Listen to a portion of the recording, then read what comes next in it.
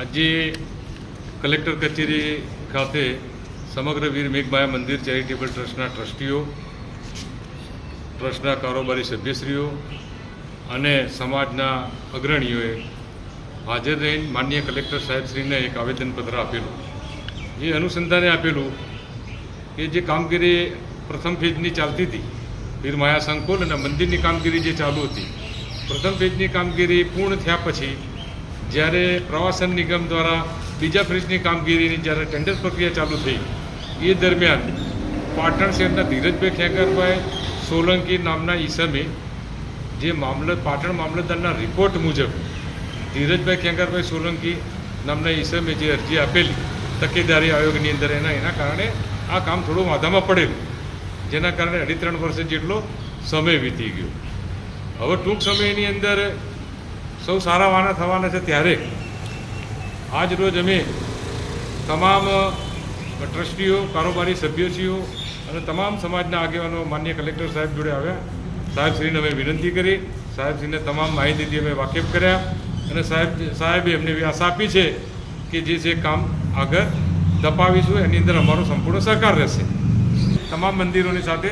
અને આ મંદિરનું કામ 70% તો પૂર્ણ થયેલું છે. હવે એનો અંતની દિશામાં કામ કરી રહ્યું છે, જ્યારે 30% કામ બાકી રહ્યું છે. અને આ 30% જે કામની અંદર જે મંદિરના પગથિયા છે, મંદિરની મૂર્તિઓ છે, આજુબાજુનો જે બગીચો છે અને આ જે પ્રવાસીઓને યાત્રાળુઓને આવવા માટે જે સગવડ જે ઊભી કરવાની છે એ સગવડ જે એક કામ અટક્યું છે, ફેઝ 2નું કામ એ અટક્યું છે. ને એના માટે કલેક્ટર સાહેબશ્રીને અમે નામદાર સરકારમાં આપશ્રી પ્રવાસન નિગમના પણ અધ્યક્ષો એ રીતે અમે વાત કરીને સાહેબશ્રી સંકલનમાં રહીને સરકારની અંદર આ કામ બહુ ઝડપી કરાવે એવી અમે ત્યાં રજૂઆત કરી.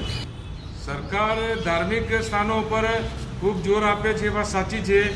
અને એ રીતે અહીંયા પણ જો 2003-4ની અંદર જ્યારે માનનીય વડાપ્રધાન શ્રી ત્યારે સીએમ હતા ગુજરાતના, ત્યારે પણ તેઓ માયાદેવના દર્શન કરવા આવેલા.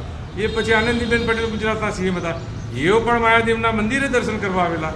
અને જે કેન્દ્રના મિનિસ્ટર છે TR પાટીલ, ગુજરાત પ્રદેશ ભાજપના અધ્યક્ષ છે, તેઓ પણ ત્યાં મંદિરે દર્શન કરવા આવેલા. અનેક રાજકીય પદાધિકારીઓ સૌ માયાના મંદિરે દર્શન કરવા આવેલા, જે ત્યારે જૂનું મંદિર હતું અને હવે અત્યારે આમ જે નવું નિર્માણ કાર્ય ચાલી રહ્યું છે. એટલે સરકાર જોડે સ્વાભાવિક અપેક્ષા હોય અને સરકાર એની અંદર મદદ કરે. મારું નામ મુકેશભાઈ સોલંકી, પ્રમુખ વીર મેઘમાયા મંદિર ચેરિટેબલ ટ્રસ્ટ પાટણ.